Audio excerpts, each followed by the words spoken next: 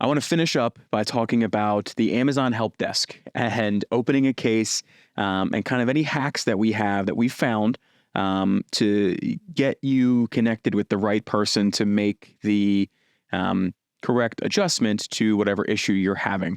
I know there's different departments and stuff within the help center. So, Eric, we're making it. We need to make a ticket. What's our first step? Be as concise and detailed without being verbose, which is really hard for me. So as our viewers know, yeah, exactly. So what you want to do is just be like, hi, ASIN XYZ issue, and you're out, right? And then make sure that you are, filling out the description, so that way you're for your own files. So like when you get an email in, it has, what that issue is, and that way you don't have to memorize what your case ID is. So what I like to do is just say, the issue hyphen ASIN. So then when I have to go and search for different case numbers and stuff, I can just pop in the ASIN.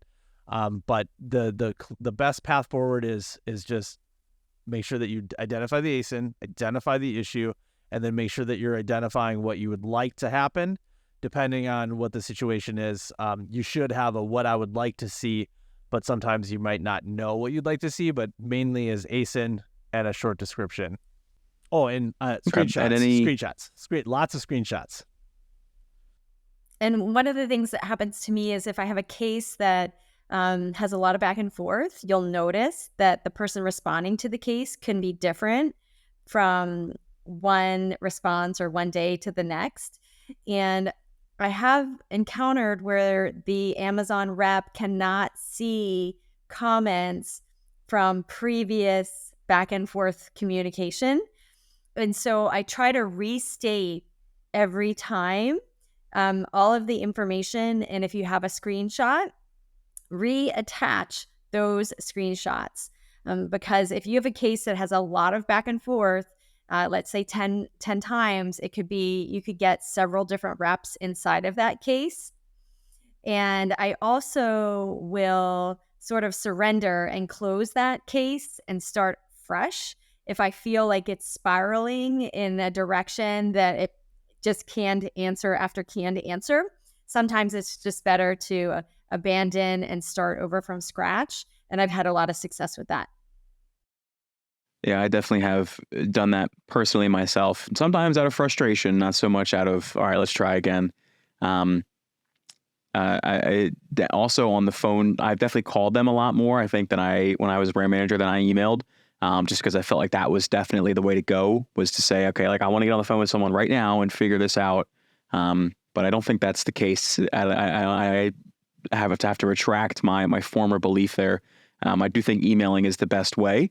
Just to give them time to figure out what the problem is, and help you fix it. So I'll jump on that.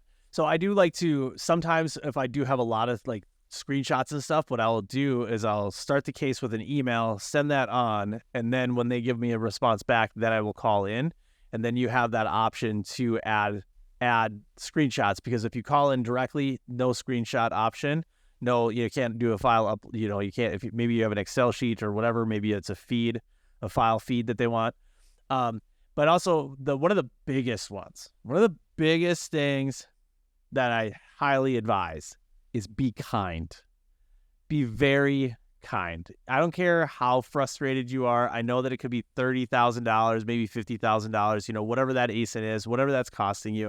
I understand that you're going to have a bad day and you want to take your day out on Amazon, but like, you're coming from experience, they don't like it. So just be as kind as possible.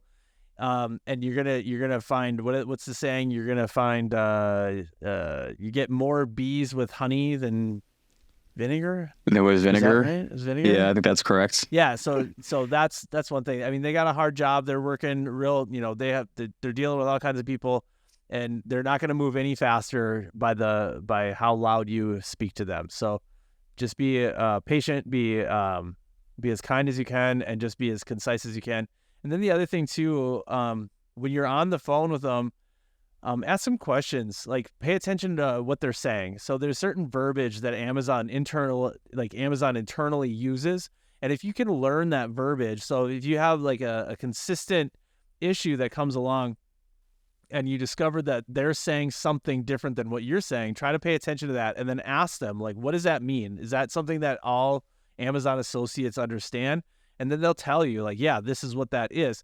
And so then the next time that you have to build that case, you use that verbiage and you're going to expedite a lot of these cases. You're going to expedite a lot of this kind of process, and which saves you time in the weeds and frees up your time to go, cash those checks.